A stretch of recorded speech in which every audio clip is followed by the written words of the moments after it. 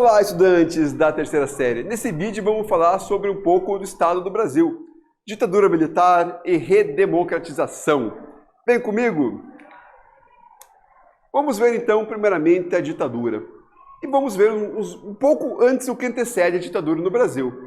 Então, o que antecedeu e deu o golpe de Estado no Brasil, foram aspectos como a Guerra Fria, aspectos como o descontentamento político com João Goulart em relação a algumas reformas de Estado que teoricamente prevaleceriam algumas classes operárias, e o relacionamento estrito do Jango com classes de trabalhadores teoricamente de esquerda, o que era chamado de perigo comunista.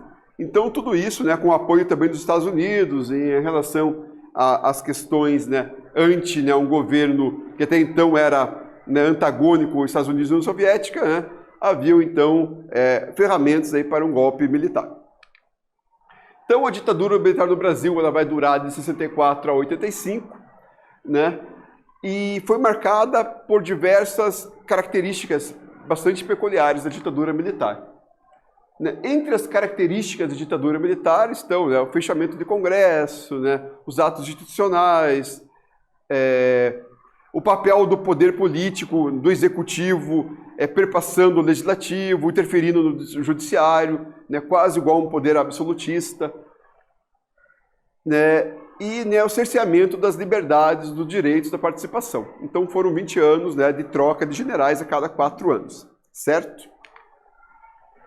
Então alguns aspectos autoritários do regime militar do Brasil estão aqui na tela, os atos institucionais.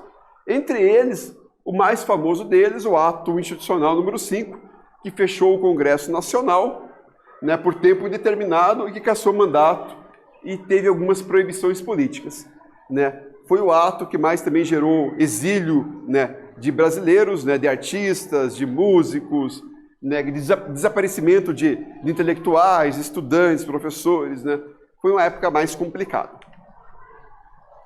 Então, os aspectos autoritários do regime militar.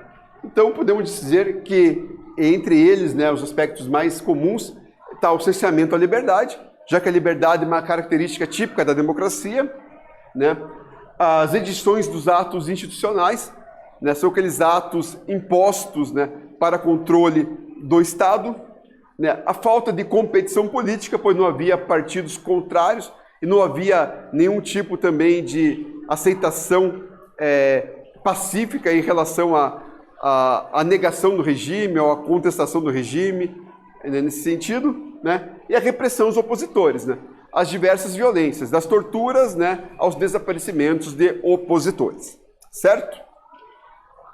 Então a resistência à ditadura militar ela vai vir ao longo dos anos 60, anos 70, através de movimentos de luta armada, de movimentos culturais, até que no final da década de 70, década de 80, mais ou menos, há uma repressão grande e uma diminuição da força da ditadura, que vai perdendo espaço e dá margem aí uma nova república, através de eleições diretas do processo do direta e já, certo? E como diz o sociólogo Bernardo Sorge, a ditadura deixa algumas marcas, de desigualdade social no Brasil que ela não foi atingida, ela não conseguiu trazer muitos benefícios, permanece graus de desigualdade que eram constantes, a ditadura também permaneceu. E entre as características dessa nova república pós-ditadura, nós temos aspectos, por exemplo, como combate à inflação, a gente tem a questão do pluripartidarismo, a gente tem a questão da configuração de uma nova Constituição, alguns aspectos bem importantes em relação a isso daí. Como eu falei, a Constituição talvez o aspecto mais importante da redemocratização, que traz aí a nossa Constituição Cidadã, uma Constituição mais ampla do que qualquer outra anterior, que dá os novos rumos nessa nova democracia, nessa nova República Brasileira a partir, então, de 88. Maravilha? Nesse vídeo nós falamos, então, sobre a ditadura militar, sobre a redemocratização. Espero que vocês tenham gostado. Até breve.